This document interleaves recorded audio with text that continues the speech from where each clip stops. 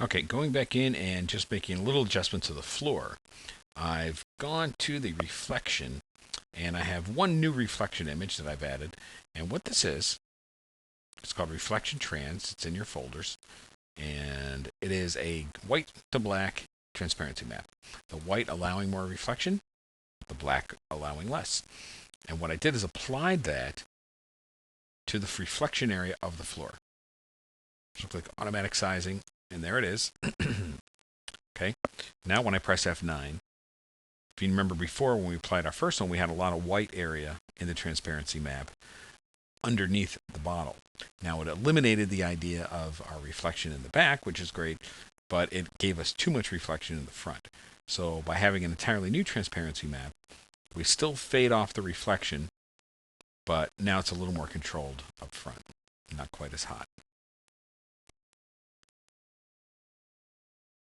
Looks very nice. Okay, and I might dial that down some more. Okay, just entirely too reflective for me. Okay, so maybe we'll just do like 5%. Let's try one more time. Just give it a quick little test. And we can go in and we can blur that a little bit. But for now, let's go ahead and we're going to get this bottle working. I still got to put a little pump tube in there, maybe a little bit of liquid. And the liquid's just going to have a little bit of a different refraction value. And color, of course. Okay, and I just realized what I did. I set the reflection value. That's not actually going to apply. That's what happens when you do things late at night. The reflection value is not going to make a difference here at all, simply because I have a texture map and that's overriding it. So now what I need to do is actually maybe adjust it here instead. So we'll just pull that back. Watch. Now that's going to bring a little more reflection back behind it. So we got to be careful we don't do too much. All we want to do is pull down the reflection from the bottle itself up front.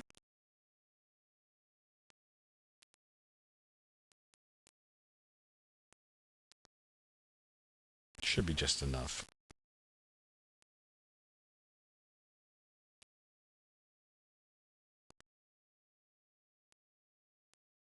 There you go. Okay, and we probably pull it down some more. But biggest thing is we don't want reflection back here that will kind of be our giveaway for the end of our floor. We want that end of the floor to actually fade away.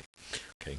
The other way to actually bring this down a little bit more is to just go back into Photoshop and take your gradient and maybe do it a little less, kind of like that.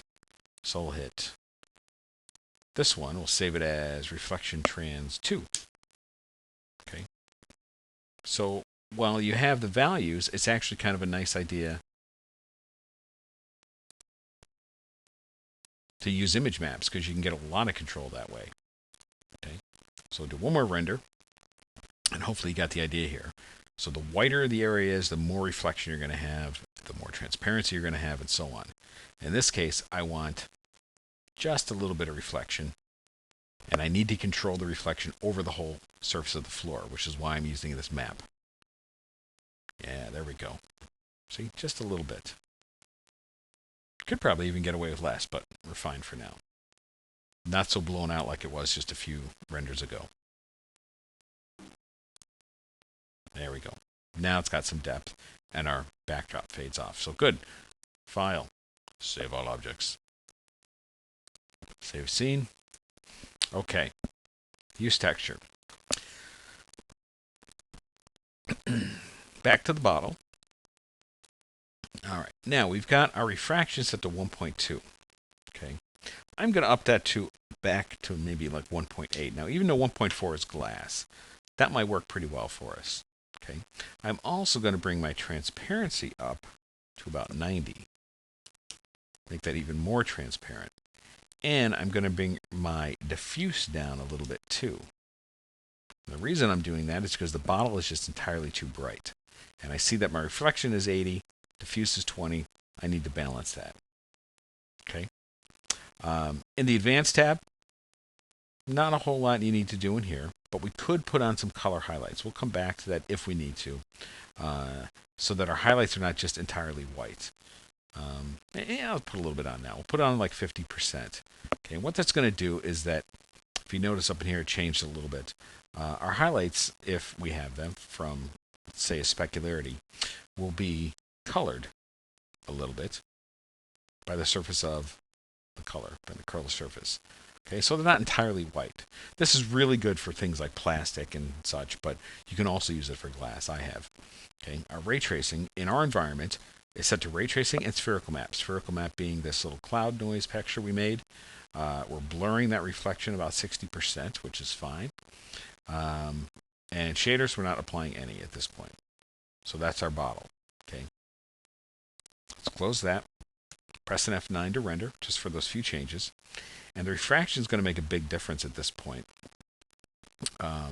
because we went from 1.2 to 1.8, so we're telling it to refract more. The light is bending through the object that much more. So things behind it are going to show up a little bit differently, such as that light source and the floor. Okay, and 1.8 might be a little bit overkill. We're getting a little too much bend in there. Okay, could be good if you like something like that. We'll come back in and let's just bring it to about 1.5 instead. And we'll do one more test, and then we're going to hop into Modeler, and we're going to put a little bit of liquid in there. It's also going to help this surface. And we also made it more transparent. So we might need to bring it back a little bit. Okay. And this is the worst part about refraction, but I think about when I started some 17 years ago, actually more than that, 1990 is when I started doing 3D. And refraction, oh geez, you could just go away for 2 weeks, and hopefully your 2-second animation was rendered, if that. Okay, I don't like that at all. So what I'm going to do, I'm going to bring my transparency back a bit, my refraction back a bit. And the other thing I'm going to do under my environment, there's reflection samples, reflection blurring, but down here there's refraction. And that's a good thing to do. It's really going to jack up our times a bit, but we're going to add that a little bit just so our refraction blurs. Okay. But before we get into another render, select the bottle and we'll jump into Modeler. My Modeler's all the way over here.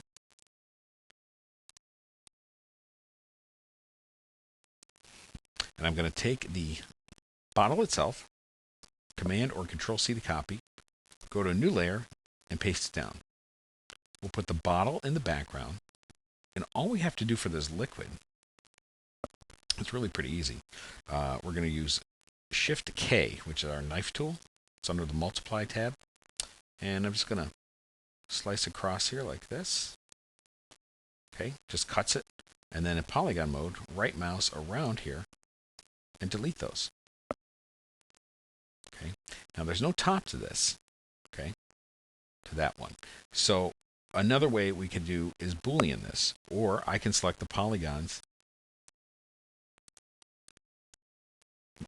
select all these points right here. If I get just the these few, and you go select loop, like we've done before, and press P to make a polygon. Okay. Then I want to make this smaller. We don't want the exact same size. So first thing, press Q, and we'll call this Cologne itself, or Cologne liquid. Shift H for size, and we're just going to cheat and size it in a little, and then H for stretch, and we'll stretch it this way. And I don't mind that the sides are not all even. That's fine. In fact, I hope they are, because that's going to help the refraction a bit. Just going to make sure it's sitting inside there. Okay. And I'm going to press Command X to cut, go to new layer, or go to the first layer, Command V to paste, and I'm going to go Shift S to save this as a different version. Just want to make sure it's not cutting through.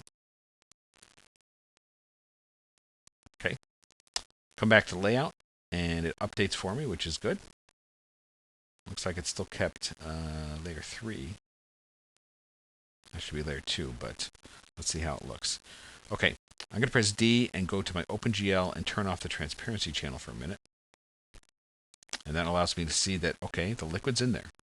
So the next thing we got to do, that we have the cologne, is take the bottle surface, right-click and copy, go to cologne, right-click and paste. And just do a render with those settings. I know too many people that change, and they render, and they don't quite know where they went wrong. Make a change, do a render. Make a change, do a render.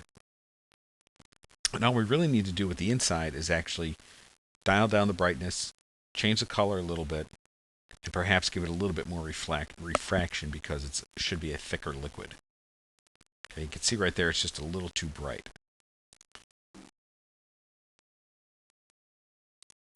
Okay, so we'll go back into Surface Editor. And we don't need these values like that.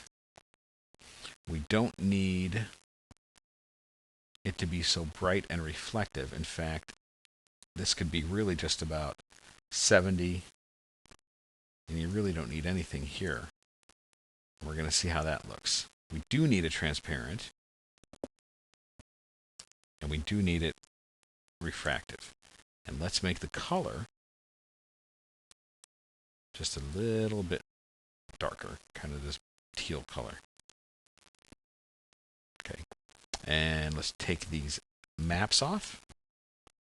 Okay, so the cologne itself, the liquid, and let's rename this Cologne Liquid, just so we're clear. Okay, so there's no image maps, there's no refraction other than, no reflections, I mean, and only refraction. And we'll save all objects. Press F9, and let's see what we got. Okay, I'm going to let this render, and we'll move on to the next video.